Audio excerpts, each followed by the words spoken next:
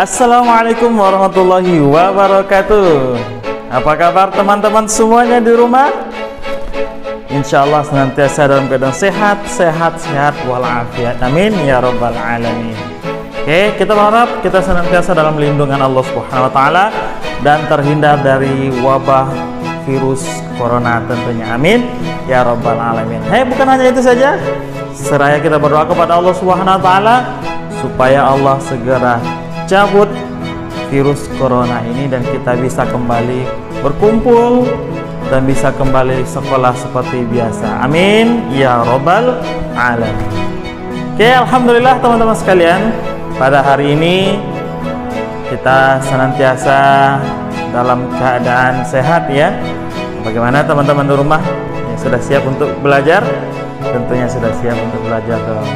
Baik teman-teman sekalian, sudah hadir semuanya ya di hadapan HP atau di hadapan komputer atau di hadapan laptopnya masing-masing untuk belajar PAI bersama Ustadz Dabo Idawandro ya. Insyaallah Ustadz akan mengajarkan PAI kepada kita semua. Baik teman-teman sekalian, tentunya sebelum kita memulai pembelajaran, yang paling pertama yang kita lakukan adalah kita berdoa kepada Allah Subhanahu wa taala. Baik teman-teman semuanya, semua ikuti ya dan berdoa bersama-sama. Ustadz akan bacakan doanya, teman-teman juga baca doanya secara bersama-sama. Sikap baik berdoa, tangan di depan dada, kepala ditundukkan, baca ta'awuz. A'udzu billahi minasy syaithanir rajim. Bismillahirrahmanirrahim.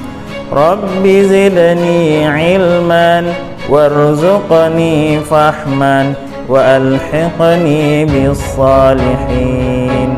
Rabbi shrah li sadri wa yassir li amri wahlul 'uqdatam min lisani yafqahu qawli. Allahumma aftah lana hikmatak wansur 'alaina rahmatak min khazaini rahmatika ya arhamar rahimin. Amin ya rabbal alamin. Amin amin ya rabbal alamin. Terima kasih teman-teman sekalian yang sudah ikut berdoa bersama Ustadz secara bersama-sama. Mudah-mudahan Allah ijabah doa-doa kita, terutama untuk negara kesatuan Republik Indonesia kita yang kita cintai ini. Semoga segera Allah angkat wabah virus corona, wabil khusus ya, umumnya untuk seluruh negara yang ada di dunia ini. Amin ya rabbal alamin. Baik teman-teman sekalian, kita akan belajar PAI. Seperti apa pembelajaran kita? Media pelajaran kita. Oke, sip. Baik teman-teman sekalian, kita akan mempelajari tentang Quran Surah At-Tin ya, Quran Surah At-Tin. Namun teman-teman sekalian, sebelum kita masuk ke materi atau penjelasan materi kita, tentunya kita harus ketahui terlebih dahulu apa sih kompetensi dasar dari pembelajaran kita. Artinya adalah teman-teman sekalian memahami makna Quran Surah At-Tin ya, dengan baik dan tartil, membaca Quran Surah At-Tin dengan tartil, menulis kalimat-kalimat dalam Al-Quran Surah At-Tin dengan benar, menunjukkan hafalan Al-Quran Surah At-Tin dengan lancar. Nah, teman-teman sekalian, dari kompetensi dasar tadi ada indikator capaian-capaian yang harus kita capai dalam pembelajaran Quran Surah At-Tin ini. Apa itu teman-teman sekalian? Nah, teman-teman harus mampu membaca Al-Quran Surah At-Tin dengan tartil ya, dengan baik dan benar ya, dengan sesuai dengan kaidah-kaidahnya. Nah, teman-teman harus mampu menulis kalimat Quran Surah At-Tin. Nah, teman-teman juga mampu menghafal Al-Quran Surah At-Tin. Teman-teman juga mengetahui makna daripada surah At-Tin tersebut dan mampu bersikap saling mengingatkan dan mencontohkannya kembali. Mampu bersikap saling mengingatkan dan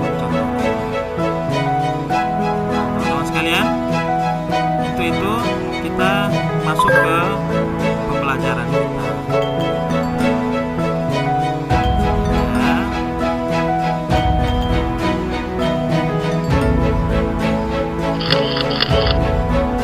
orang Islam yang membaca Al-Quran tergolong manusia yang beruntung dan istimewa. Biasa dibaca ya. Orang Islam yang membaca Al-Quran tergolong manusia yang beruntung dan istimewa. Mengapa? Karena Al-Quran adalah mukjizat terbesar dan teristimewa yang diantara mukjizat yang ada diterima oleh Muhammad SAW. Maksudnya, karena Al-Quran adalah mukjizat terbesar dan teristimewa di antara mukjizat yang diterima oleh Muhammad SAW. Dari sekian banyak mukjizat yang diturunkan oleh Allah SWT kepada para rasulnya, Al-Quran inilah yang sampai kepada kita bahkan hingga hari kiamat nanti. Bahkan teman-teman sekalian, Al-Quran itu bisa memberikan syafaat kepada kita nanti, bisa memberi penolong, ya, penolong kita nanti yaumil akhir kelak, ketika datangnya waktu hisab, perhitungan amal kita, nanti bisa Al-Quran memberikan syafaat. Insyaallah. Maka kita harus bersyukur kita adalah orang-orang beruntung bisa mempelajari, membaca dan mengamalkan Al-Quran. Nah, yang pertama membaca surah Ad-Din. Tata cara membaca Al-Quran dimulai dengan isti'adzah dan basmalah. Tentu sebelum isti'adzah dan basmalah kita harus berwudu ya teman-teman ya. Kemudian cermati dengan baik Al-Quran surah Ad-Din yang akan kita baca. Bagi yang sudah lancar membaca, langsung membaca dengan tartil ya. Apa sih tartil itu, Ustaz? Tartil itu artinya membaca sesuai dengan kata, tanda, dan barisnya ya. Boleh barisnya fathah kita baca I, barisnya kasroh kita baca U, barisnya dhamma kita baca A. Itu salah. Baca dengan tenang dan tidak tergesa-gesa. Membaca Al-Quran itu harus dengan tenang, tidak boleh tergesa-gesa seperti orang dikejar-kejar kucing. Masya Allah. Ya, bagi yang belum pandai membaca, bisa kita belajar dari mendengarkan bacaan-bacaan ustaz-ustazah, bisa mendengarkan bacaan dari ayah bunda kita, dari abang kita, kakak kita, bahkan dari adik kita pun sekalipun harus kita mendengarkan. Nah, langkah-langkah yang harus kita pahami dalam membaca surah Al-Quran, surah yang ada di dalam Al-Quran atau terkhusus di dalam surah Al-Fatin ini. Ya, dalam surah ini adalah yang pertama, perhatikan tanda baca fathah, kasroh, dhamma, sukun, dan tasydid. Contoh huruf yang bertasydid dal misalnya. Nah, jadi kalau ada dal yang bertasydid berarti itu sama dengan double D, artinya ada double.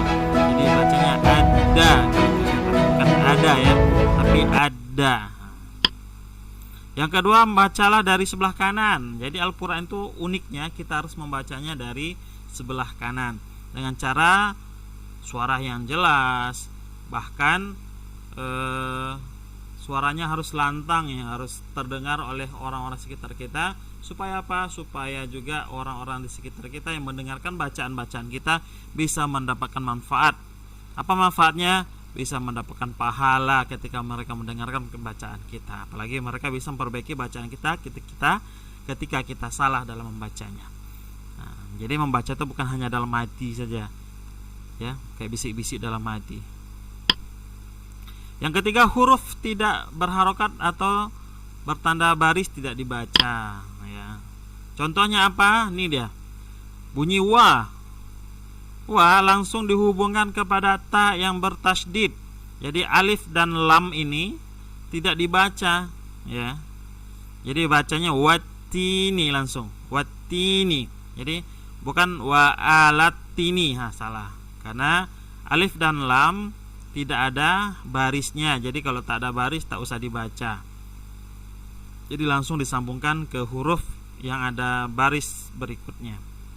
Seperti contoh ini watini, ya, ada huruf yang dilewati yaitu huruf alif dan huruf lam. Perhatikan perubahan syakal pada huruf-hurufnya, ya. Cermati orang tua kita membaca, abang kita, kakak kita, saudara-saudara kita, teman kita, adik kita sekalipun harus kita perhatikan ya, bagaimana melafalkan ayat-ayat dalam Al-Quran. Jadi Al-Quran itu kita baca harus secara berulang-ulang supaya lancar bacanya. Dan bacalah surah At-Tin berikut ya dengan tartil. Bismillahirrahmanirrahim. Wattini wazzaitun wa turi sinin wa hadzal baladil amin. Laqad khalaqnal insana fi ahsani taqwim. Thumma radadnahu asfala safilin. Illal ladzina amanu wa 'amilus salihati falahum ajrun ghairu mamnun. Fama yukazzibuka ba'du biddin. Alaisallahu biahkamil hakimin. Seperti itu kira-kira teman-teman ya. Jadi kalau ada tulisannya seperti ini, jadi teman-teman bisa membacanya yang ini atau yang ada di dalam kotak yang sudah dipenggal-penggal. Jadi begitu teman-teman ya. Next, selanjutnya teman-teman sekalian, ini ada contoh huruf yang dapat bersambung ke kiri ataupun ke kanan ya. Nah, seperti ini ya, huruf ya bisa disambung dia ke sini seperti ini bentuknya. Kalau di tengah dia bentuknya seperti ini, kalau di akhir begini. Jadi kalau disambung, inilah bentuk ya yang disambung ya. Ada yang begini, ada yang begini, ada yang begini. Nah, huruf qaf. Nah, di awal seperti ini, di tengah seperti ini, di akhir seperti ini. Nah, ketika huruf qaf itu berada dalam kalimat atau yang sudah disambung nih dia bentuknya. Di awal seperti ini dia, di tengah seperti ini, di akhir seperti ini, dan seterusnya seperti itu. Teman-teman bisa pelajari semuanya ya.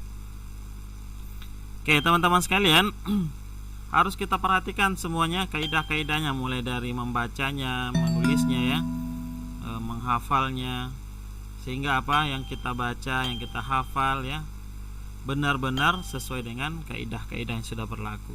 Nah, menghafal surah At-Tin, saya yakin teman-teman sudah hafal semuanya.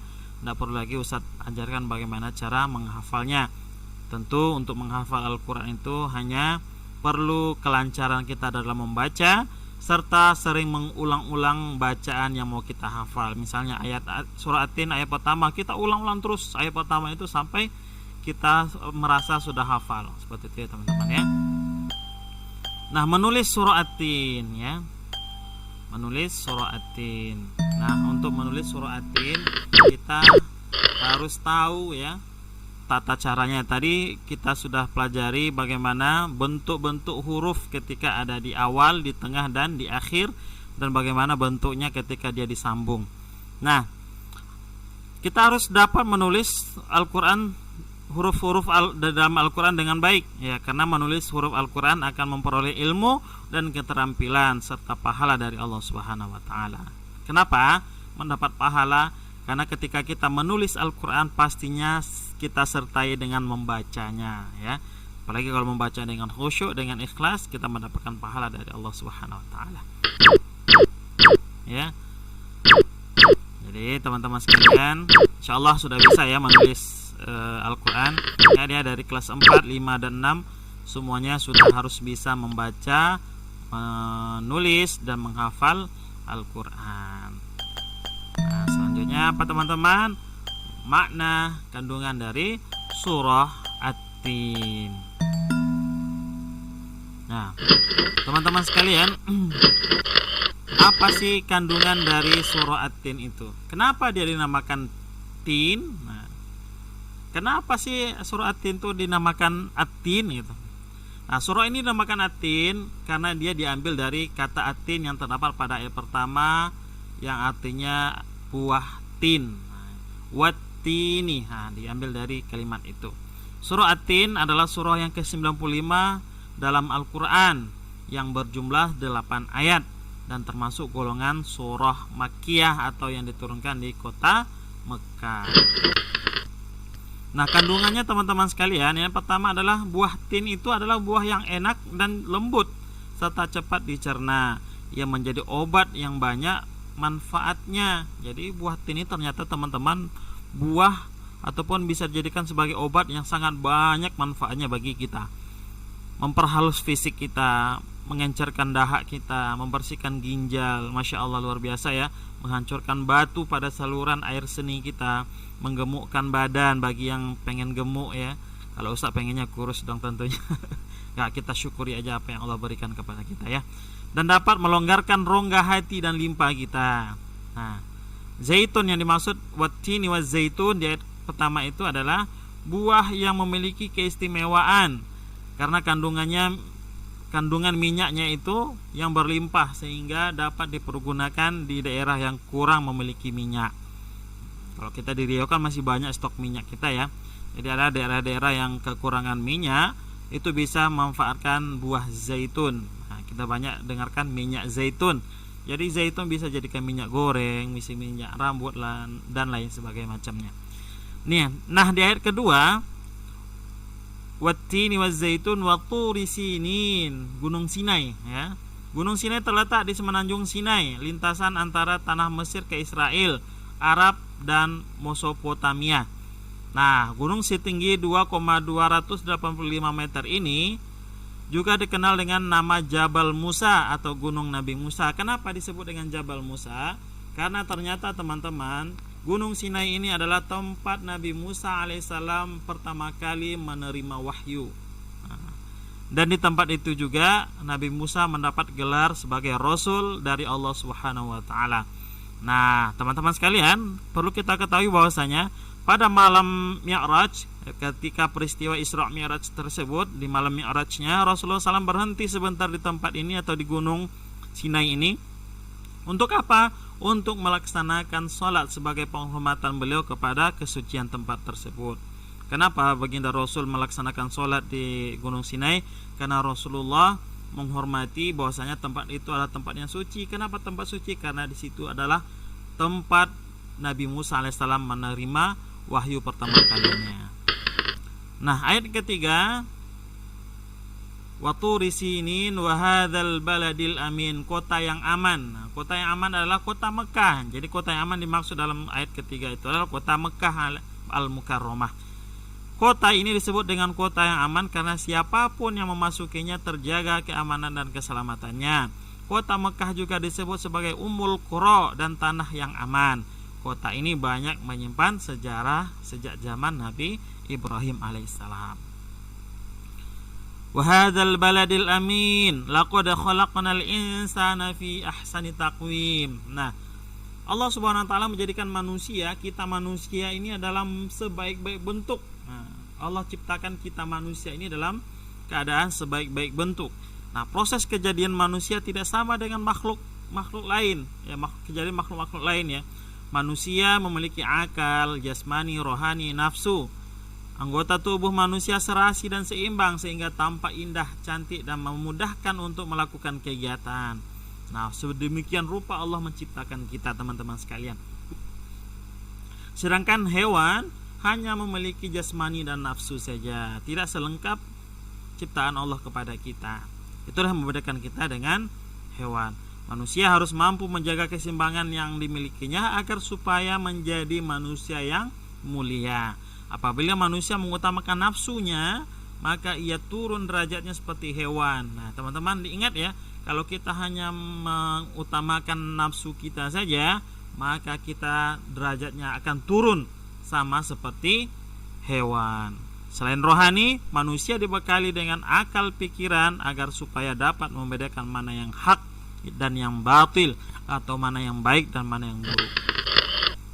Nah, di ayat kelima, teman-teman sekalian, Allah SWT mengingatkan manusia, sekalipun mereka sempurna, tetapi dapat turun derajatnya menjadi hina karena pengetahuan, sikap dan perilakunya, apabila telah keluar dari aturan yang telah ditetapkan oleh Allah Subhanahu wa taala melalui rasulnya, yakni baginda Rasulullah sallallahu alaihi wasallam.